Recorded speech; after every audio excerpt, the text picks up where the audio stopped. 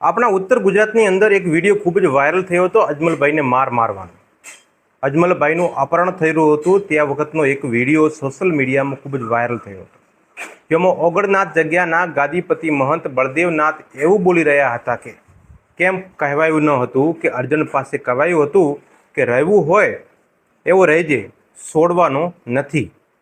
અને આ વિડીયો ન્યૂઝમાં પણ જે ફરિયાદી કહે છે, પરંતુ મહંત મુખ્ય છે છતાં ભાજપ સરકારની પોલીસ એફઆઈઆરમાં નામ લખવા 25 દિવસ કરે છે. અને એ પણ આખો ચૌધરી સમાજ 25 દિવસ સુધી ન્યાય મેળવવા માટે લડે ત્યારે અને છેક ગાંધીનગર સુધી રેલો તૈયારી કરવા બતાવે ત્યારે પોલીસ અચાનક બળદેવનાથની અટકાયત કરે અને 4 કલાકમાં જામીન આપી દીધા. કેટલી સ્પીડથી બધું થયું. ખરેખર ગુજરાત પોલીસ આવી જ રીતે સામાન્ય ગરીબ ગુનેગારોને આવી રીતે ઝડપથી છોડી દેતી હોય તો હવે વાત કરીએ ઓગણનાથ બાપુની પવિત્ર જગ્યાની, કે જગ્યાનું મહાત્મ શું છે. ઓગણનાથ જગ્યાનું સિંધુ કલેક્શન નેપાળ સાથે છે. નેપાળના રાજવી 900 વર્ષ પહેલાં તેરવાડા પાસે આવેલા ઓગણનાથની થળીએ ધૂણી ધકાવી અને માળા કરતા હતા અને તેરવાડાના વાઘેલા કુળના ચેહુબા ઓગણનાથ બાપુની સેવા ભક્તિ કરતા.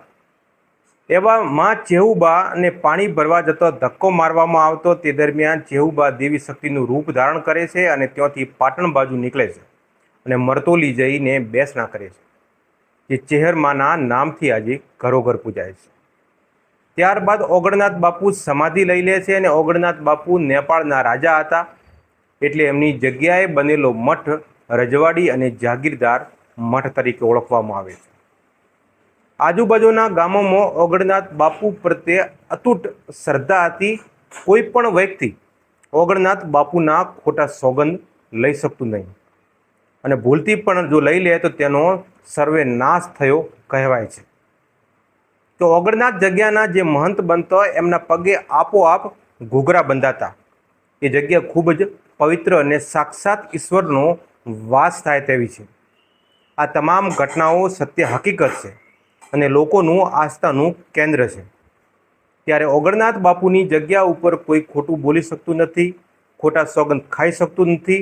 તેનું કારણ એ છે કે ઓગણનાથ બાપુ ખુદ શિવ સ્વરૂપ હતા. એટલે સત્ય એ ભગવાન ઓગણનાથ બાપુને સત્ય ખૂબ જ પસંદ હતું.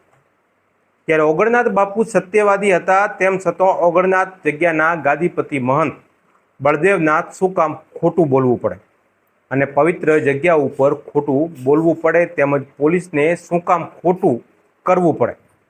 જે સત્ય હોય તે બોલવું જ જોઈએ અને સત્ય હોય તે કરવું જ જોઈએ. ભૂલ કોઈ પણ વ્યક્તિથી થઈ શકે છે, તેનો રસ્તો સત્યને સ્વીકારવું જોઈએ અને ભૂલનો પસ્તાવો કરીને ભૂલ સુધારી શકાય અને સમાધાનનો રસ્તો પણ નીકળી શકે છે. અહીંયા બળદેવનાથ એવું બોલી રહ્યા છે કે છોડવાનો તો નથી. ત્યારે ચૌધરી સમાજ પણ કહે છે કે બળદેવનાથને છોડવાના થતા નથી. વચ્ચે પોલીસ અને સરકાર ફસાઈ ગઈ છે. મામલો સુડી વચ્ચે સોપારી જેવો ઘાટ લીધો.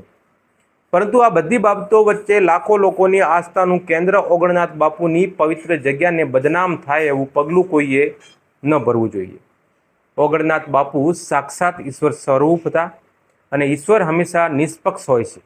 એમનો ન્યાય નિષ્પક્ષ હોય છે.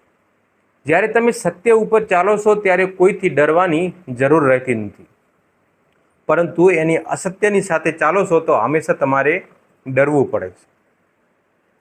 પરંતુ આ જ્યારે સોશિયલ મીડિયાની અંદર જ્યારે વિડીયો વાયરલ થયા અને ઓગણનાથના મહંત એવા બળદેવનાથના ધરપકડ કરવાના સમાચાર આવ્યા.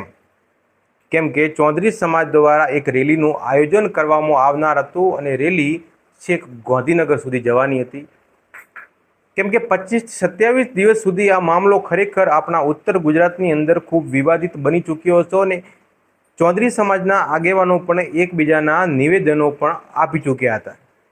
અમુક પક્ષ એવો હતો કે રેલી યોજવી, અમુક પક્ષ એટલે કે અધ્યક્ષ શ્રી શંકરભાઈ ચૌધરીના સમજાવટથી એ રેલી મોકૂફ રાખી હતી. પરંતુ જ્યારે આ બે પક્ષની અંદર જ્યારે વાત કરવામાં આવે તો બે પક્ષ પણ સામે સામે પડી ગયા હતા. અમુક પક્ષ હજી પણ એ તરફેણમાં છે કે રેલી યોજવી અને એમનો ન્યાય આપવો જોઈએ. પહેલાં એવી રીતે વાત કરતા હતા કે ઓગણનાથ મંદિરની ઓગણનાથ જગ્યાની અંદર જે અજમલભાઈ ચૌધરીને જે માર મારવામાં આવ્યો એના ઉપર જે FIR લખવામાં આવી હતી તેમાં ઓગણનાથ મઠના બાપુ એટલે કે બળદેવનાથનું નામ ક્યાંય નહોતું. તો એમનું નામ ઉમેરવા માટે એમને રેલીનું આયોજન કરવામાં આવ્યું હતું અને જિલ્લાઓની અંદર એમને ઠેર ઠેર સભાઓ યોજવામાં આવી હતી. અને શંકરભાઈ ચૌધરી દ્વારા પણ એમની સભાના અંદર ગયા હતા અને વિચારણા પણ કરી હતી ને એમને સમજાવટ કરી અને બધું મામલે થાળે પાડવાની કોશિશ કરી હતી. પરંતુ જ્યારે આ બળદેવનાથ બાપુની ડીસા પોલીસ દ્વારા ધરપકડ કરવામાં આવી અને નાટકીય ઢબે માત્ર ને માત્ર 4 કલાક પૂછપરછમાં એમને જામીન ઉપર છોડવામાં આવ્યા તો લોકો સવાલ તો કરશે.